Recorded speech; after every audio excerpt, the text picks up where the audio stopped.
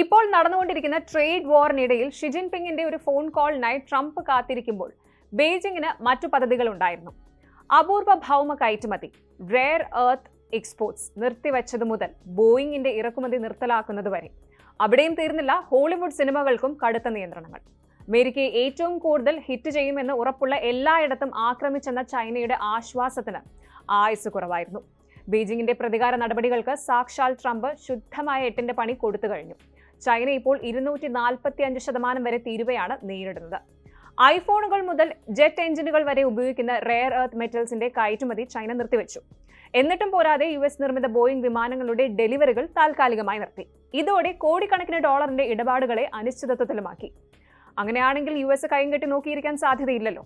ഈ നീക്കങ്ങളിലൂടെ ആശ്വാസം കണ്ടെത്താൻ ശ്രമിക്കുമ്പോഴാണ് ട്രംപ് ഒരറ്റത്ത് നിന്ന് അടുത്ത പണി തുടങ്ങിയത്. ഏപ്രിൽ 15 പ്രസിഡന്റ് ഡൊണാൾഡ് ട്രംപ് ഒരു എക്സിക്യൂട്ടീവ് ഉത്തരവിൽ ഒപ്പുവെച്ചു. മറ്റു കാര്യങ്ങൾക്കൊപ്പം ചൈനയിൽ നിന്ന് US ഇറക്കുമതി ചെയ്യുന്ന വസ്തുക്കളുടെ തീരുവ 245% ഉയർത്തുന്നു എന്ന ഉത്തരവ്. വൈറ്റ് ഹൌസ് പുറത്തിറക്കിയ ഫാക്ട് ഷീറ്റ് അനുസരിച്ച് US തീരുവകൾക്കെതിരായ ചൈനയുടെ പ്രതികാര നടപടികൾക്കുള്ള പ്രതികരണമായാണ് ഈ ഒരു നീക്കം. ട്രംപിന്റെ ലിബറേഷൻ ഡേയും തുടർന്നുള്ള തീരുവ ചുമത്തലിന്മേലൊക്കെ 75-ലധികം രാജ്യങ്ങൾ ചർച്ച ചെയ്യാൻ എത്തിയിരുന്നു. അതേസമയം ചൈന പ്രതികാരം ചെയ്യാനാണ് തീരുമാനിച്ചതെന്ന് രേഖ ചൂണ്ടിക്കാണിക്കുന്നു. അതുകൊണ്ട് തന്നെ ചൈനയ്ക്ക് മേൽ ചുമത്തിയ ലെവികൾ ഗണ്യമായ വർധനവിന് കാരണമായെന്നും ഈ രേഖ പറയുന്നുണ്ട്.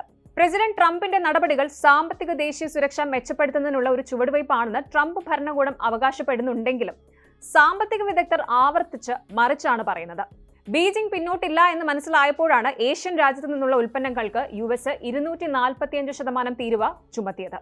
കഴിഞ്ഞ ആഴ്ച US ഉൽപ്പന്നങ്ങൾക്ക് ബീജിംഗ് 125% തീരുവ ഉയർത്തുകയും മറ്റ് നിരോധനങ്ങൾ ഏർപ്പെടുത്തുകയും ചെയ്തിരുന്നു. പിന്നാലെയാണ് ഇങ്ങനെയൊരു നടപടി ഉണ്ടായത്. ഈ ഒരു നീക്കം ചൈനയേക്കാൾ ഉപരി US ദോഷം വരുത്തുമെന്നാണ് മനസ്സിലാക്കുന്നത്.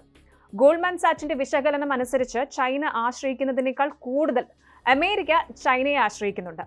US ചൈനീസ് ഇറക്കുമതി എല്ലാ ഇറക്കുമതിയുടെയും 14%. അതേസമയം ചൈനയിലേക്കുള്ള US കയറ്റുമതി ചൈന ഇറക്കുമതി ചെയ്യുന്ന മൊത്തം ഉൽപ്പന്നങ്ങളുടെ 6% മാത്രമാണ്.